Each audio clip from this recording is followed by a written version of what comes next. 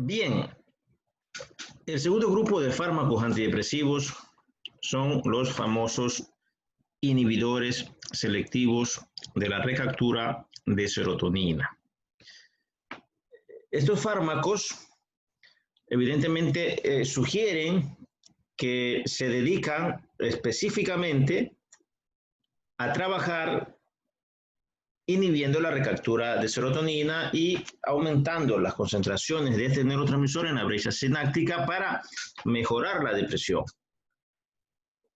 En la práctica ya sabemos que lo que sucede, el propio mecanismo de acción, es que estos fármacos inhiben o anulan que el neurotransmisor se suba a su transportador que lo conduce a la recaptura. Pero veremos que aparte de que son un grupo de fármacos en este grupo de medicamentos antidepresivos, está la fluoxetina, que vamos a estudiar primero, está la paroxetina, está la sertralina, está el citalopram, el escitalopram, está la fluvoxamina, es decir, hay seis medicamentos antidepresivos que pertenecen al grupo de inhibidores selectivos de la recaptura de serotonina. Pues versus los tricíclicos que tienen un amplio perfil receptorial y muchas posibilidades de efectos secundarios a consecuencia, los ISRS prometen ser fármacos más nobles, mejor tolerados en todo caso por los pacientes deprimidos. Pero como ustedes ven, más bien vamos a trabajar con el título. La fluoxetina es un ISRS, pero también tiene propiedades de antagonismo sobre el receptor 5-HT2C. Y eso hace que la fluoxetina no solamente sea antidepresivo, sino también ansiolítico, y que incluso se utilice mucho en la polifagia, en el aumento del apetito, con buenos resultados. Pues sobre todo a dosis alta, ¿verdad? El mecanismo de acción, pues evidentemente sería doble. Vamos a trabajar con el título y vamos a trabajar con el esquema del neurotransmisor. En este esquema vemos la fluoxetina, vemos que tiene la propiedad de inhibir al transportador de la serotonina y vemos que tiene la propiedad de ser antagonista del receptor 5-HT2C. Pero, de acuerdo a Kaplan, se le añade también una mínima o un mínimo efecto de inhibir la recaptura de noradrenalina. Esto no está documentado en todo caso, porque si no fuera un dual, ¿no? La fluoxetina es un ISRS en la cual se reconocen estos dos grandes mecanismos de acción. Trabaja bloqueando la recaptura, provocando una inhibición de la unión de la serotonina con su transportador y evidentemente es un antagonista del receptor 5-HT2C. Por tanto, lo que nos quedamos es que la fluoxetina es un ISRS con propiedades antagonistas 5-HT2C. El segundo fármaco de este grupo que vamos a estudiar es la paroxetina. Así como la fluoxetina, además de su propiedad sobre el transportador de serotonina, tenía este efecto antagonista sobre el receptor 5-HT2C, la paroxetina tiene acciones muscarínicas, por tanto anticolinérgicas, es decir, es antagonista del receptor M1, pero además de su propiedad farmacológica esencial de provocar una inhibición en la recaptura de la serotonina y provocar su aumento, ¿no? Realmente es un buen fármaco antidepresivo cuando se lo utilizamos. Igual se le da una pequeña afinidad sobre la inhibición del transportador de noradrenalina. Esto realmente en la práctica no se lo reconoce, pero sí se reconoce a la paroxetina como un potente inhibidor de la enzima óxido nítrico sintetasa. ¿no? Por tanto, interfiere de manera positiva sobre la respuesta sexual masculina. Estas acciones anticolinérgicas le pueden dar propiedades ansiolíticas. Acciones débiles sobre la recaptación de noradrenalina, como decíamos.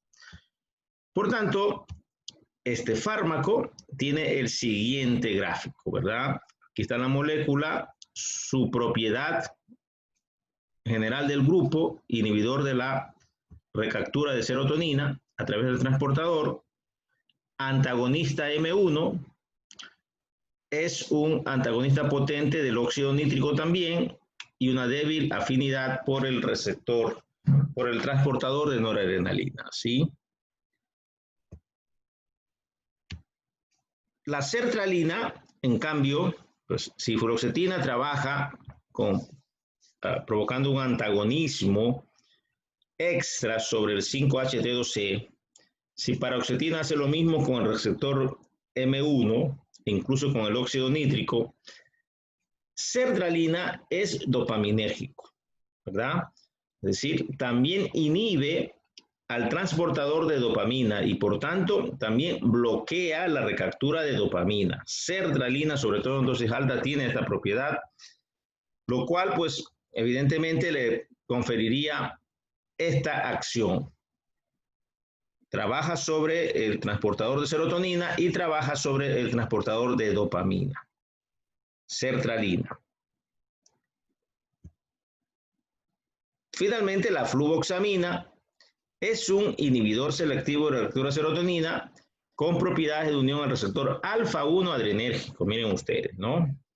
Es decir, cuando estudiamos antipsicóticos, francamente, pues comprendemos el perfil receptorial de los fármacos que utilizamos los psiquiatras, tanto antipsicóticos como antidepresivos. Vemos que los tricíclicos pues, son duales, pero con un amplio margen de perfil receptorial que incluye no solamente los transportadores, sino los antagonistas, el receptor 5-HT2A y 5-HT2C de serotonina, H1, M1. Pero vemos que los fármacos que deberían ser solamente selectivos del transportador de serotonina, pues en la práctica no lo son. Fluoxetina antagoniza 5-HT2C. Sertralina lo hace además con el transportador de dopamina. Paroxetina lo hace con el receptor M1 y también con el óxido nítrico. La fluvoxamina, como estamos viendo acá, con el receptor alfa-1 adrenérgico. Por tanto, miren, la fluvoxamina sí está un poco limpia, no tiene ninguna propiedad ni débil ni nada sobre el receptor de noradrenalina, solo se reconoce su propiedad sobre el transportador de serotonina, bloquea la recaptura de serotonina y es un fármaco antagonista del receptor alfa-1, puede producir vasodilatación y por tanto mareo o hipotensión ortostática, pero si comenzamos con dosis mínimas y vamos titulando a dosis creciente, pues este efecto nunca aparece.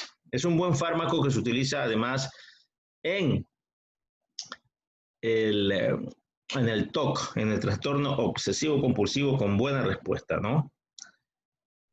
Y por último, el último medicamento de este grupo es el escitalopram, que primero se comercializó como citalopram, esa fue la molécula original, en el organismo, por los efectos del primer paso del metabolismo hepático, el citalopram se convierte en escitalopram y el escitalopram es el que tiene la propiedad antidepresiva. Como ustedes ven, es el único de todos los grupos de ISRS que no se le reconoce ninguna otra propiedad sobre ningún otro receptor.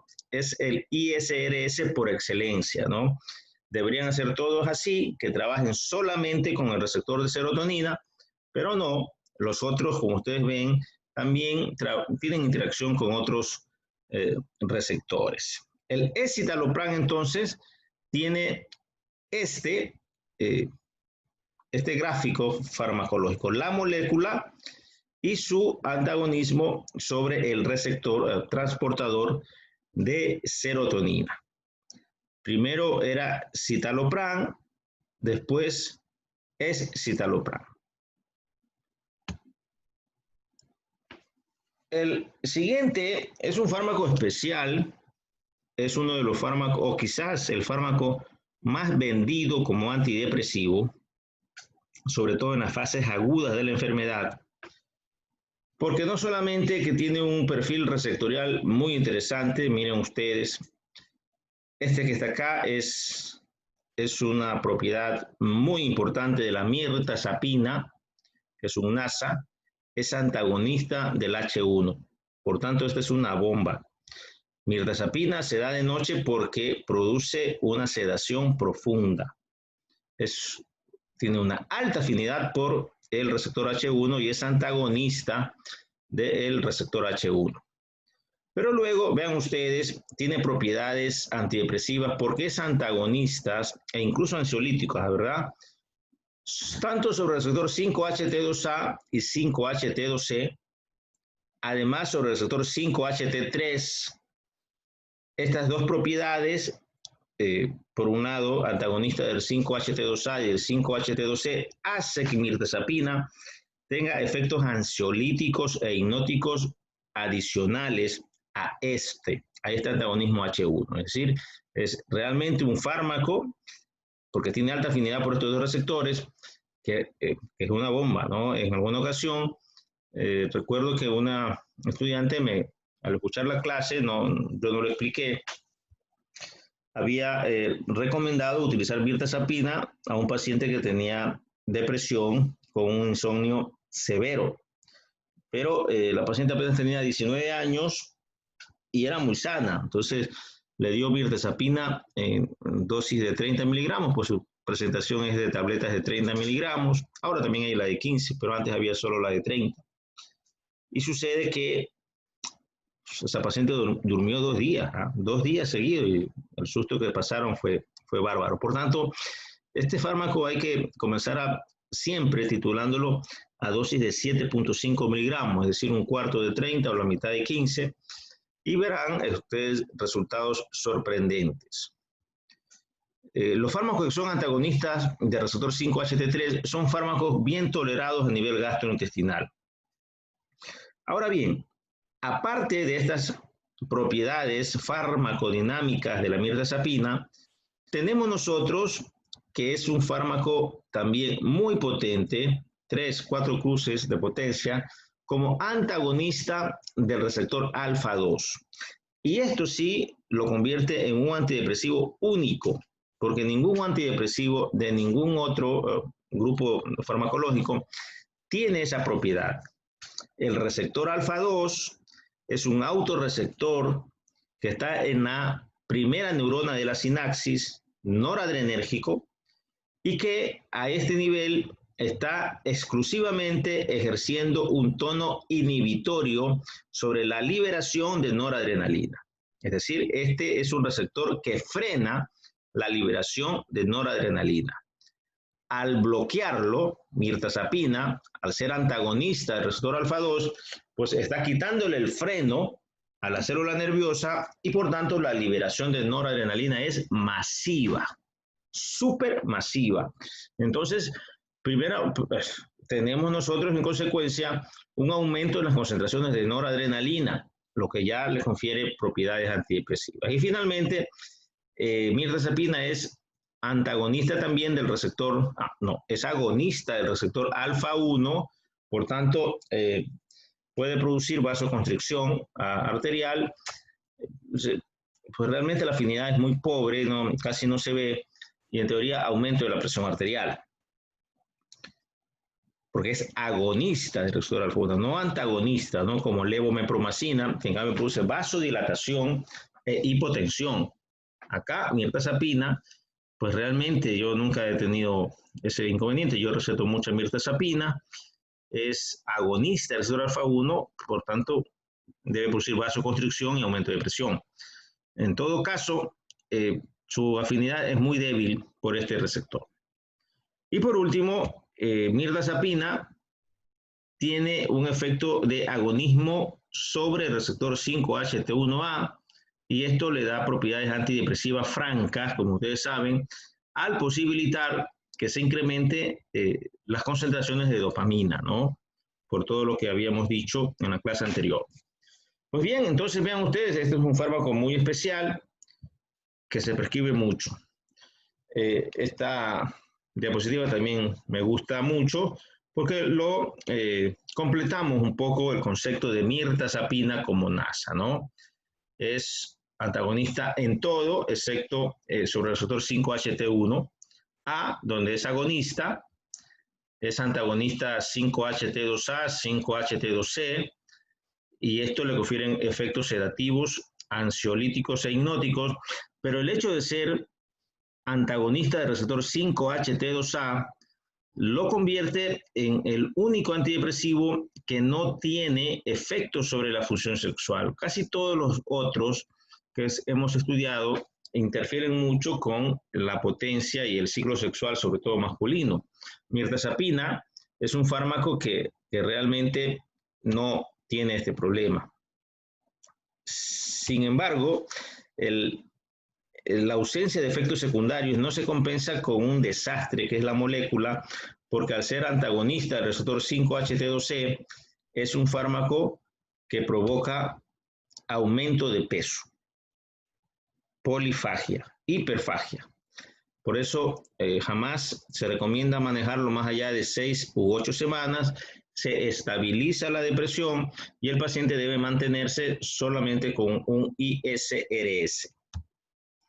Es antagonista del receptor 5-HT3, como habíamos dicho, por tanto, esta propiedad evidentemente hace que sea bien tolerado a nivel gastrointestinal y, sin embargo, el mecanismo de acción más importante de mirtazapina, como habíamos dicho, es sin duda que es un fármaco altamente afín, 4 cruces, gran afinidad por el receptor H1, es decir, es antagonista H1 y como tal es un medicamento que tiene un gran efecto hipnótico, sedativo, ¿no? Que puede durar, en algunos casos, hasta 2 días.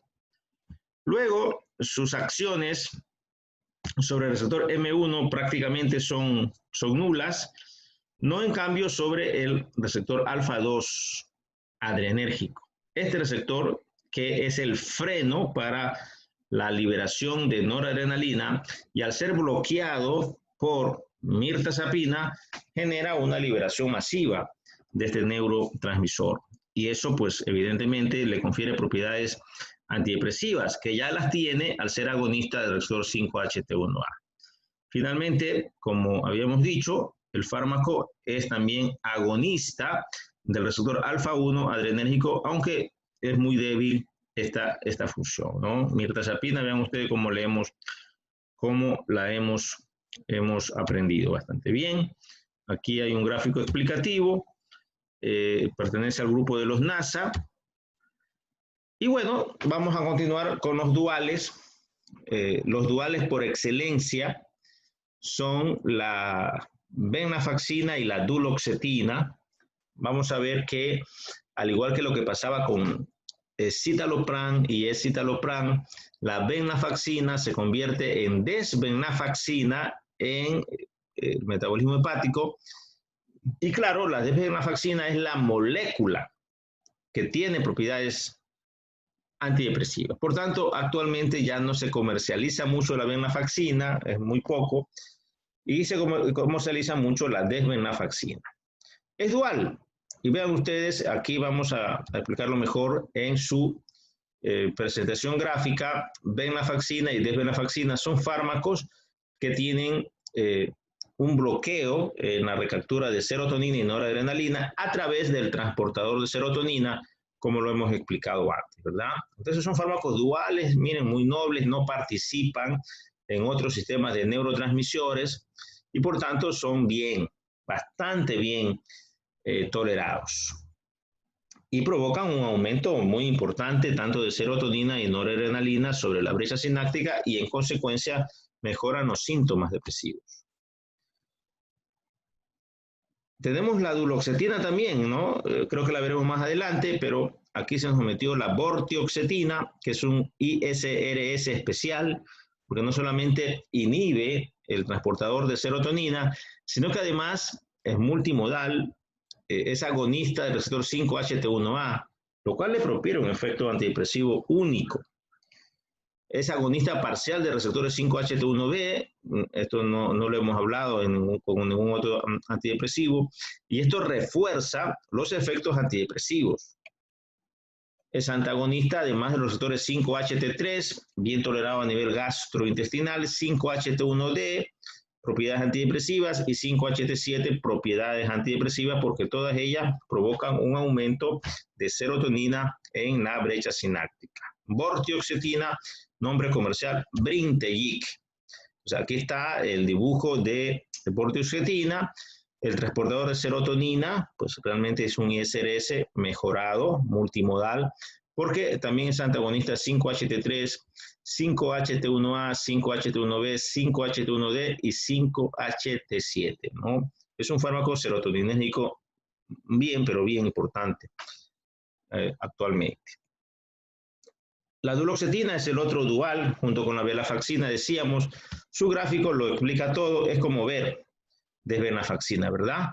Trabaja inhibiendo la unión de transportador de serotonina con la molécula y también de serotonina. En ese sentido, pues eleva las propiedades antidepresivas al elevar las concentraciones de estos dos neurotransmisores. Duloxetina, nombre comercial Cymbalta. Hay también una duloxetina genérica. Ahora bien, este fármaco tiene una característica especial única en psiquiatría. Es un fármaco que tiene propiedades analgésicas. Es decir, existe un tipo de depresión, que son las depresiones atípicas, que no se presentan clásicamente con el fenómeno de humor depresivo, de anedonia, de alteraciones del sueño. Nada, el paciente no tiene nada, solamente refiere dolor de espalda, dolor muscular, un dolor polimorfo. Y claro, el paciente ha pasado por reumatología, ha pasado por traumatología, y todos se han hecho exámenes. A veces la psiquiatría es un cajón desastre cuando los pacientes de otras especialidades no se les identifica una causa, pues lo refieren al psiquiatra, ¿no? En ese sentido, los pacientes con dolor que no son resueltos por fisiatría, por reumatología, por traumatología, y cuando vienen a psiquiatría, pues nosotros diagnosticamos una depresión atípica, el fármaco indicado es duloxetina, y realmente es impresionante la mejoría categórica sobre los síntomas dolorosos, ¿no? Hoy se sabe que duloxetina participa mucho en la liberación de los analgésicos endógenos, opiáceos endógenos, endorfinas, encefalinas, y de allí su efecto analgésico. Pues bien, doctores, esos son los fármacos que nosotros recomendamos para que el médico general se los aprenda.